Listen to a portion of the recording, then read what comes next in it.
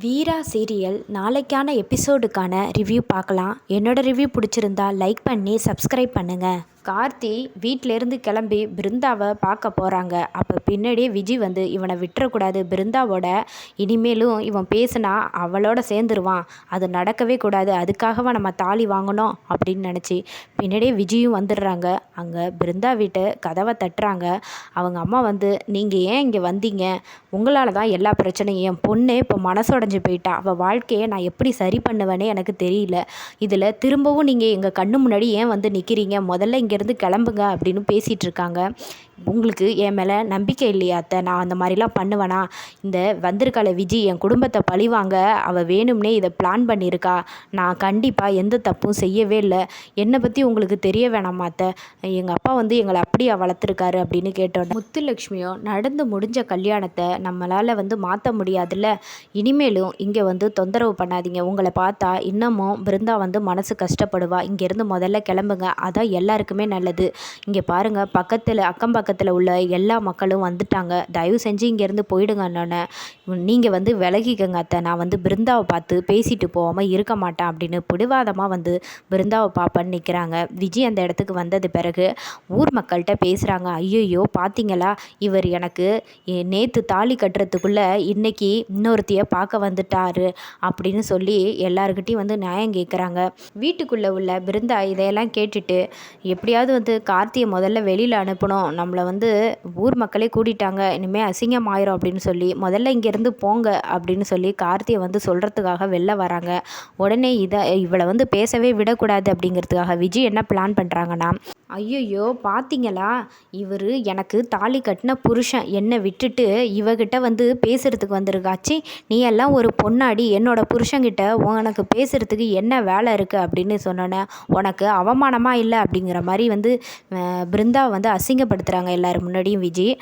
உடனே கோவமான பிருந்தா என்ன பண்ணுறாங்கன்னா, இதுக்கு தான் சொன்னேன், நீங்கள் எதுக்கு வந்தீங்க, உங்களால் தான் இப்போ எல்லா பிரச்சனையும், நான் வந்து உங்களை கூப்பிட்டேன், இங்கே எதுக்காக வந்து எங்கள் குடும்பத்தையே வந்து அசிங்கப்படுத்துகிறீங்க அப்படின்னு சொல்லிட்டு வீட்டுக்குள்ளே போய் கதவை சாத்தி வச்சிடுறாங்க. விஜயோ, நம்ம வந்த வேலை எல்லாம் வந்து நல்லாவே முடிஞ்சிருச்சு, பிருந்தாவை பேசின பேச்சுக்கு இனிமேலும் அந்த கார்த்தி பயல்கிட்ட பேசுவா, அவன் இனிமேல் பேசவே மாட்டான், அந்த மாதிரி ஒரு பதிலை நம்ம கொடுத்துட்டோம், இனிமேல் நம்ம அவன் கார்த்தி வெளியில் நின்னா கூட பிருந்தா திரும்பி பார்க்க போகிறதில்ல, நம்ம வாழ்க்கைக்கு எந்த பிரச்சனையும் இல்லை, நம்ம நேராக வீட்டில் போய் எல்லாருக்கிட்டையும் இதை பற்றி சொல்லிடுவோம் அப்படின்னு விஜய் வந்து ஒரு பக்கம் வீட்டுக்கு கிளம்பி போயிடுறாங்க. அதுக்கப்புறம் கார்த்தி என்ன பண்ணுறாருனா, கதவை வந்து தட்டுறாங்க. பிருந்தா கதவை திறக்கலை அப்படின்னோடனே ரொம்ப சந்தேகமாகறாங்க. பிருந்தாமாவை தட்டியும் திறக்கவே இல்லை. அதுக்கப்புறம் கதவை உடச்சிட்டு கார்த்தியும் முத்துலட்சுமியும் உள்ளே போய் பார்க்குறாங்க. அப்போ பிருந்தா கையில் இந்த ஹார்ட்டெல்லாம் வரைஞ்சிக்கிட்டு கார்த்தி நினைவில் வந்து மயங்கி விழுந்திருப்பாங்க என்னமோ பண்ணி. உடனே பிருந்தாவை காப்பாற்றுறாரு கார்த்தி. மயக்கத்தில் இருக்க பிருந்தாவை மன்னிப்பு கேட்டு பிருந்தாவை எழுப்பி சரி பண்ணுறாங்க. அதுக்கப்புறம் பேசுகிறாங்க. நீங்கள் என்ன தப்பாக நினைக்காதீங்க அத்தை, நானும் பிருந்தாவும் அவ்வளவு வந்து ஒருத்தருக்கு ஒருத்தர் மனசார வந்து விரும்பியிருக்கோம், நான் எப்படி இப்படி ஒரு தப்பை பண்ணுவேன், பிருந்தாவோட நான் வாழவே ஆரம்பிச்சிட்டேன் அப்படின்னு சொன்னோன்னே பிருந்தா வந்து சொல்ல ஆரம்பிக்கிறாங்க, கார்த்தி கண்டிப்பாக தப்பு பண்ணியிருக்க மாட்டார், எனக்கு நம்பிக்கை இருக்குது அப்படின்னு சொன்னோன்னே, அப்போ நான் ஒன்று சொல்லுவேன் அதை கேட்பியா அப்படின்னு கேட்குறாங்க. என்ன அப்படின்னு கேட்கும்போது, விஜயை வீட்டை விட்டு எப்படியாவது நான் அனுப்பிடுவேன், சீக்கிரம் உன்னை வந்து நான் கல்யாணம் பண்ணிக்குவேன், இப்போ நீ என்ன கல்யாணம் பண்ணிக்க தயாராக இருக்கியா?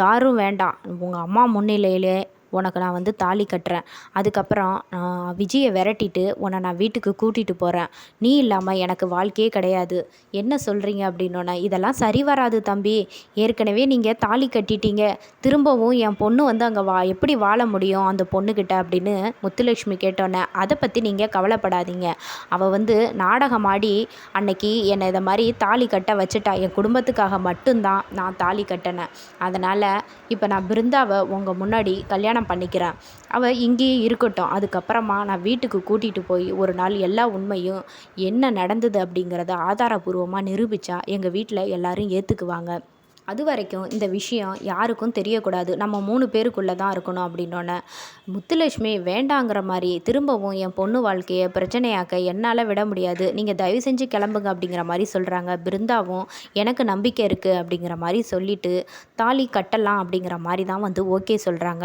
கார்த்தி, நான் இப்போ கிளம்புறேன், பிருந்தாவை பத்திரமா பார்த்துக்கோங்க, இந்த விஷயம் யாருக்குமே தெரிய வேணாம், எப்படியும் இன்னும் கொஞ்ச நாள்லே அந்த விஜி எதுக்காக வந்திருக்கா, ஏன் இப்படி அபாண்டமாக பழி போட்டா, என்ன நோக்கத்துக்காக வந்திருக்கா அப்படிங்கிறத ஆதாரபூர்வமாக வந்து அப்பாட்ட நிரூபித்தா போதும், அவரே வந்து பிருந்தாவை கூட்டிகிட்டு வந்துடுவார்.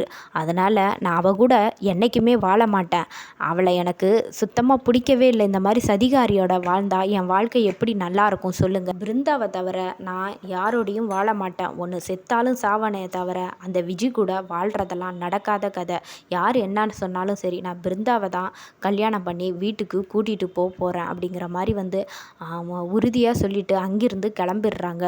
முத்துலட்சுமி பிருந்தாவும் என்ன செய்யலாம் அப்படிங்கிற மாதிரி ஒரு பக்கம் வந்து யோசிச்சுக்கிட்டே இருக்காங்க. மாறனும் வீராவும் இதுக்கு என்னதான் பிரச்சனை, கார்த்தி கண்டிப்பாக இந்த தப்பை செஞ்சுருக்க மாட்டான் அப்படின்னு வீரா கிட்ட மாறன் வந்து தெளிவாக சொல்கிறாரு. மேரேஜுக்கு நாள் நைட்டு ஏதோ தப்பாக நடந்திருக்கு, அது நமக்கு தெரியல, அது என்ன அப்படிங்கிறத மட்டும் நம்ம கண்டுபிடிச்சிட்டோன்னா கார்த்தி மேலே எந்த தப்பும் இல்லைங்கிறத நிரூபிச்சிடலாம். ஆனால் எப்படி இதெல்லாம் கண்டுபிடிக்கிறது அப்படிங்கிற மாதிரி தான் வந்து 2 பேரும் பிளான் பண்ணிக்கிட்டு இருக்காங்க.